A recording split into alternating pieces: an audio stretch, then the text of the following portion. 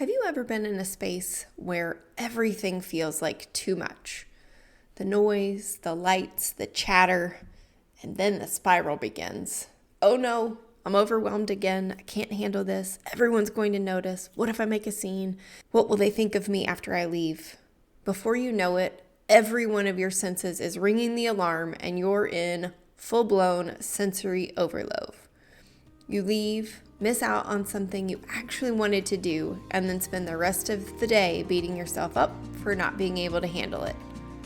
The result, your energy is completely drained. If this sounds familiar, you're not alone. Today I want to share a personal story and give you 3 practical tips to protect your energy and navigate sensory overload with more kindness and confidence. Hey lady, welcome to the Highly Sensitive Woman podcast.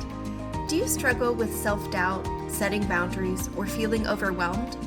My name is Alyssa, and I'm a highly sensitive woman who spent years trying to fit in, ignoring my own needs, and living in constant fear of disappointing others.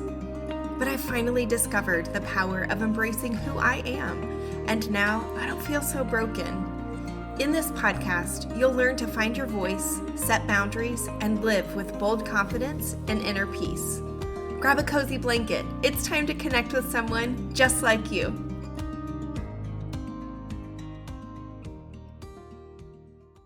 It is episode 29 of The Highly Sensitive Woman, and I am just so thrilled and honored that you are here. I enjoy doing this so much, and it means the world to me that you are listening and that you are getting something out of this. And I want to share a review left by Elizabeth Ballet. She writes, "Alyssa is an amazing and brilliant woman who can teach us all so much." And thank you, Elizabeth. Those words mean more to me than you could possibly know. And I mean, throughout my life, I have read a lot. I have listened to a lot of podcasts, but things really started to shift and change for me. And I gained the wisdom that I have now to be able to share with all of you listening when I started pushing my own boundaries and learned just how to live the life that I wanted as a highly sensitive woman instead of hiding because the world was just too overwhelming and too overstimulating. And I wanted to share today about an experience that I had not too long ago. I attended a women's retreat, and when I arrived at the drop-off location, I mean, I didn't know a single person going into this 3-day weekend, and the gathering room where they had us all kind of come together as we were dropping off our luggage and people were saying goodbye to their loved ones and all of that. That gathering room, it was buzzing. And there were lots of women and lots of conversations and so much volume. Within just a couple of minutes, I felt completely overstimulated and really kind of started to panic. Was I going to be able to make it through the next 72 hours? But I took a moment and responded in the way that I respond now versus the way that I responded years ago. And I really listened to my body, and I just went into the room next door. There wasn't anyone in there, but I knew that's what I needed, and I didn't force myself to stay in the room where everyone else was. I knew I would be able to hear when the time came for us to get on the buses and head to our retreat destination. And I knew that was going to be so much better for me because if I stayed in that space where I was so overstimulated, that was not going to go well. But I did have some anxiousness because I had isolated myself, and I was a little bit worried that maybe that was how the whole weekend was going to go for me, that I was going to be overstimulated and that I was going to continue to isolate. But after being in there for just a few minutes, there were a handful of other women who also drifted into that quieter space because they too needed a break from all of the noise. And one of them I connected with right away, and that moment ended up actually setting the stage in a very meaningful way for me and allowed for a very restorative weekend. Throughout the weekend, there were several other moments where I felt overstimulated, and sometimes I would give myself permission to step out, much like I did when we were all first gathering, and other times I chose to stay because I wanted to be present and I didn't want to miss what was going on in the room. In the end, I ended up being able to soak up so much of that weekend and contributed and engaged, and I was actually surprised by how much I shared with the other women.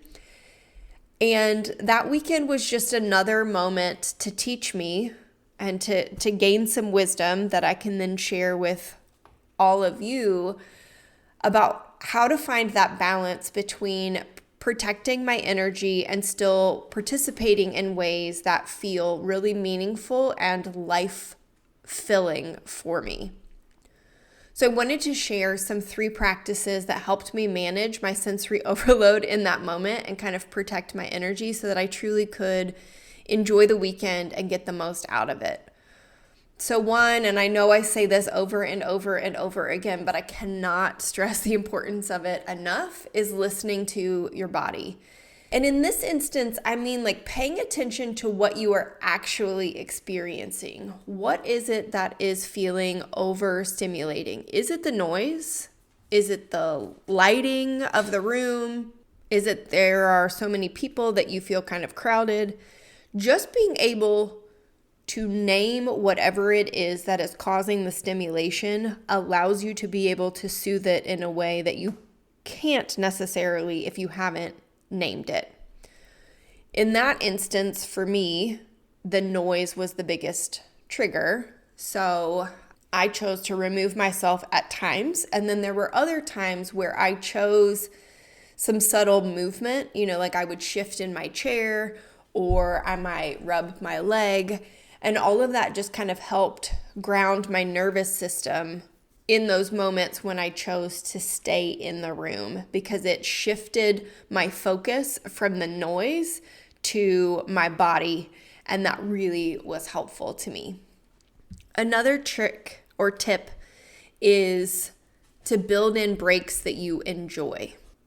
So often in the past, when I needed to take a break and step away, I would do that because that's what I needed, but in those moments, I was kind of beating myself up and really just coming at it with a lot of shame. Why can't you stay? And why do you have to take this break? And you should be this way so that you can stay and be with all of the people. And instead, I realized it doesn't have to feel like defeat. It can actually be pretty empowering and be a way to recharge and to feel like you are doing something that is really good for yourself. So while I was at this retreat, that looked like taking a walk outside for me, like feeling the fresh air and moving my body and soaking up sunshine. I mean, I have droned on, I know, about how much I love nature, and I really, really do.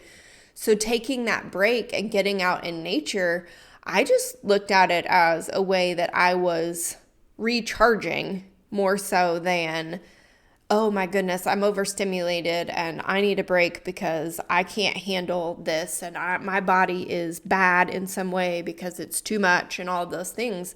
I just shifted my perspective and chose something that felt really good for me. And the shame didn't come with that.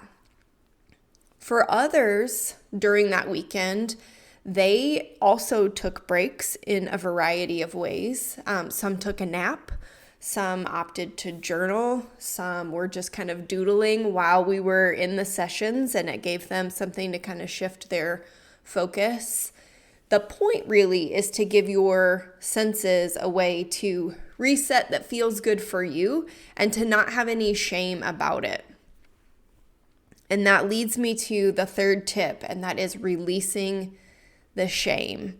So whether you are able to find ways to stay for the entire event, whether you take some breaks during that, or if you just get to the point where you're like, you know what, I have reached my limit and I am opting to leave early, whatever approach you take, not adding the shame on top of it, on top of the overwhelm, is huge. Because beating yourself up just only drains your energy further, and it kind of prevents you from being able to tap into those resources that you have to allow you to continue to do the things that you want to do, because it doesn't feel good to have shame.